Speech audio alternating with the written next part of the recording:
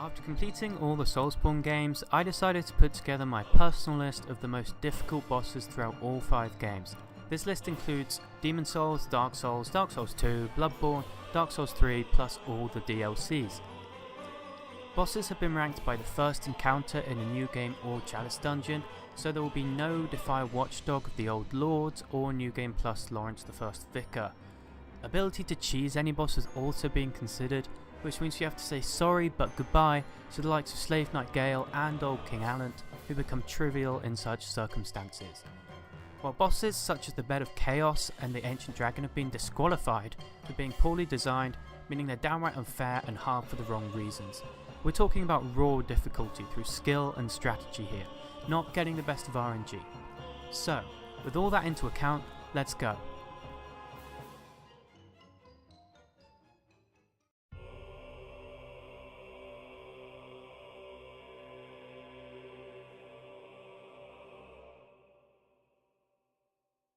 Number 10, Herman the First Hunter.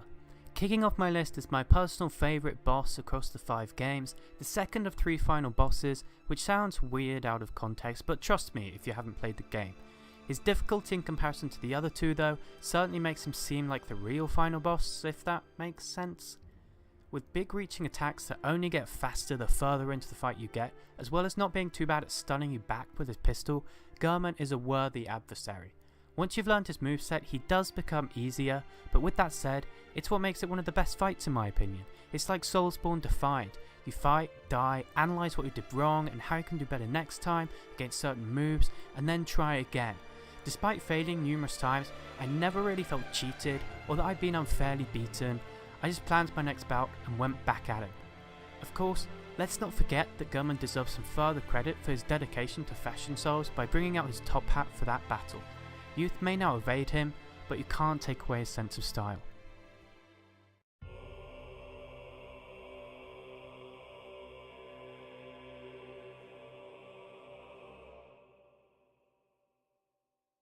Number 9, Dragon Slayer Ornstein and Executioner Smough.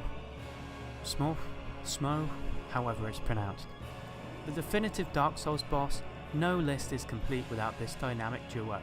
Their movesets go hand in hand, and if you didn't try to keep them apart during the fight, you'd probably be dead fairly quickly. Even with that tactic in mind, that doesn't stop Ornstein from flying at you from across the arena with his charge move, or Smough using you as a personal toilet seat. Of course, everyone's favourite Sombreau Solaire is a big help in this fight for keeping them apart if you decide to use it. However, once one of the duo go down, Solaire's usefulness pretty much comes to an end. A very swift end if Smough is the first one to go down. In fact, I'd say if you had to take Ornstein down last every time, I would probably have placed these 2 higher on my list.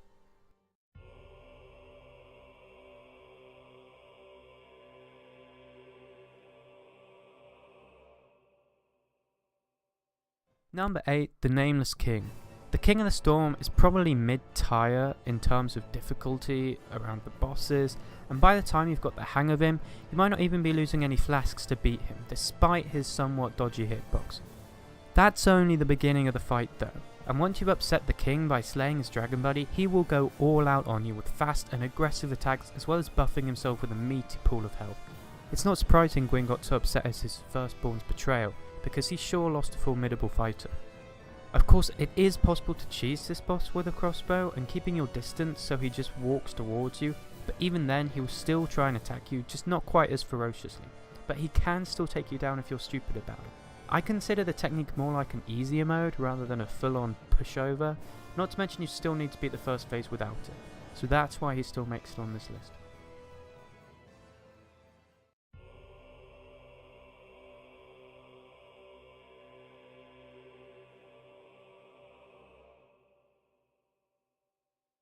Number 7, Dark Eater Midir.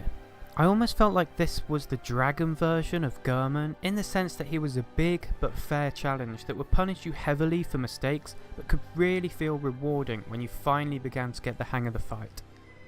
Midir changed up the winning formula for big beasts by not letting you just hide under him and avoid most of his moves, unless you wanted to get crushed to a pulp in seconds. If you want any chance of beating him, you have to face him head on, which is pretty intimidating considering his size and Godzilla breath. Then there's the fact He makes good use of his wings, has that darn tail sweep, and also decides to charge and demolish your health if he feels you're not giving him enough attention. Oh, and let's not forget about that massive health pool he has too.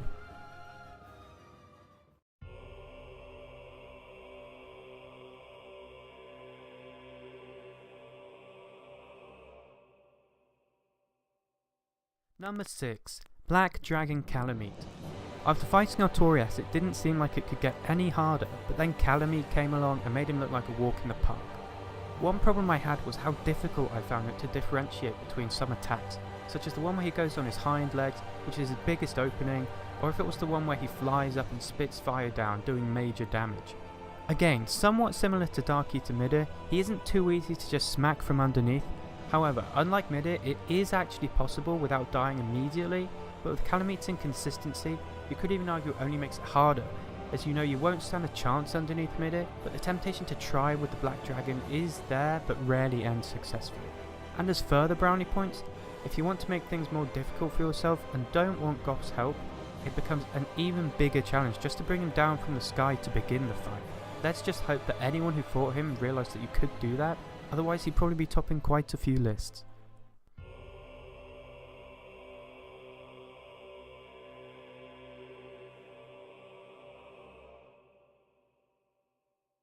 Number 5. Martir Ligarius. Almost disqualified for being too unfair due to a bug in his second phase that can make his planted sword disappear while hell rains down upon you. One of the few, if only bosses where I've heard it's just better to give up than let him charge up for his second phase, and considering how easy it is for him to end up charging up next to a ledge or with his back to a wall to stop you from preventing him doing so, it certainly can be a short fight if you get it wrong or just end up unlucky.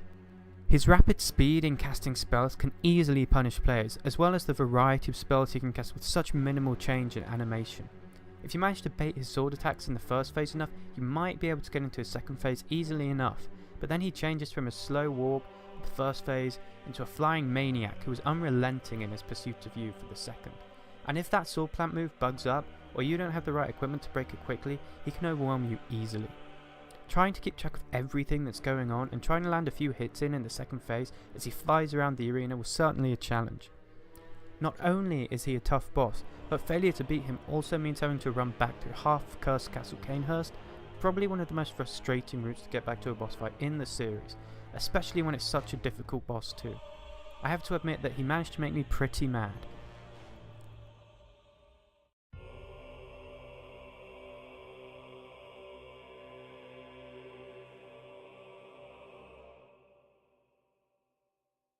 Number 4. Dark Lurker. So you'd have thought getting to this boss would have been the biggest challenge. It's kind of like the old Yarn Queen and the Chalice dungeons in Bloodborne, other than that it doesn't take so long and the Dark Lurker is far harder than the final Chalice dungeon boss. So once you get the Dark Lurker's moveset down, it's not so bad. Sure, the homing orbs move can be annoying, but it's manageable. You get it down to half health and then you realise this boss isn't going to be quite like the others. As far as I can remember, the Dark Lurker is the only boss across all 5 games that splits itself into 2, but both forms remain as strong as each other. Your tactics from the first stage go out the window, as one of them starts throwing fireballs at you, whilst the other one, who's off screen because you can't keep track of them both with one camera with the way they move and teleport around, starts throwing homing orbs at you. I was stuck on this boss for hours.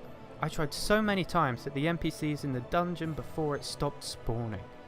As a melee character, I simply could not handle the second phase, and eventually I gave up and upgraded my Pyromancy Flame and went in with the Demon Soul Special Firestorm. Once I had the glove upgraded to a good level, the second phase was much easier. If I hadn't have used the Pyromancy Flame though, I could still have been attempting to beat this boss to this day.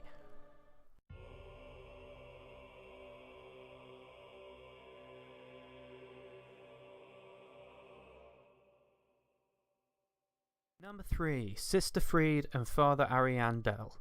A unique boss in the regard that it is the only one with 3 different health bar phases, 4 if you count both bosses during the second phase. Having to survive the first 2 phases was hard enough, only to be greeted by an even harder third phase where she's flying around, throwing ice as well as magic everywhere, and getting in crazy hits with the range on her scythe. If Fried's poise wasn't so easily broken, this boss could have topped the list.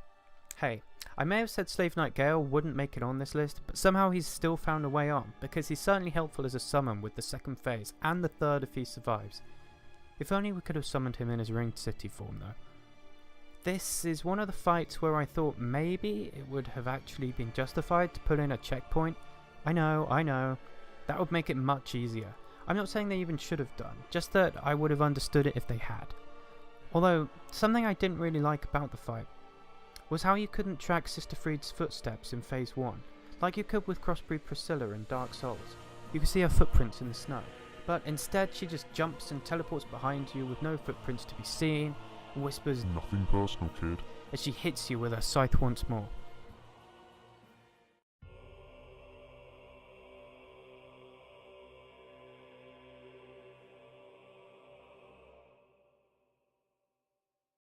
Number 2, Orphan of Kos.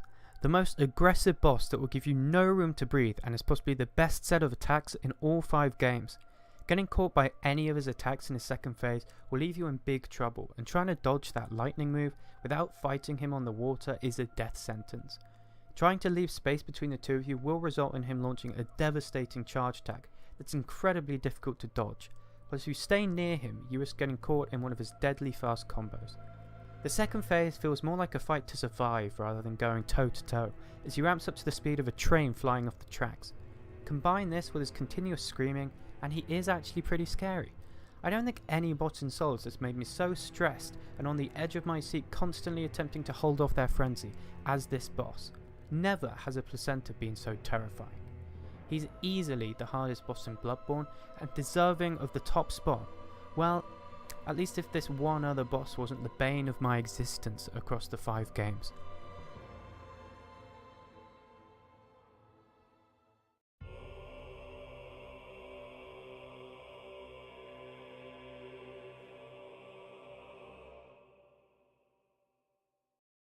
So before we get to the top of the list, let's just have a look at a few honourable mentions who didn't quite make the top 10. Maneater, Knight Artorias, Afflicted Grave Robber, Ancient Soldier Varg, and Kira the Old Explorer, Burnt Ivory King, Father Gascoigne, Blood-Starved Beast, Ludwig the Accursed Holy Blade, Aldrich Devourer of Gods, Lauren Elder Prince and Lothric Younger Prince, and the Soul of Cinder.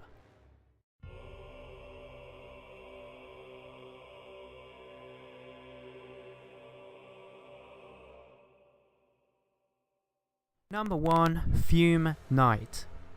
Let's start out by saying I wanted to beat all the bosses in the Soulsborne franchise without the help of another player, which had gone great so far.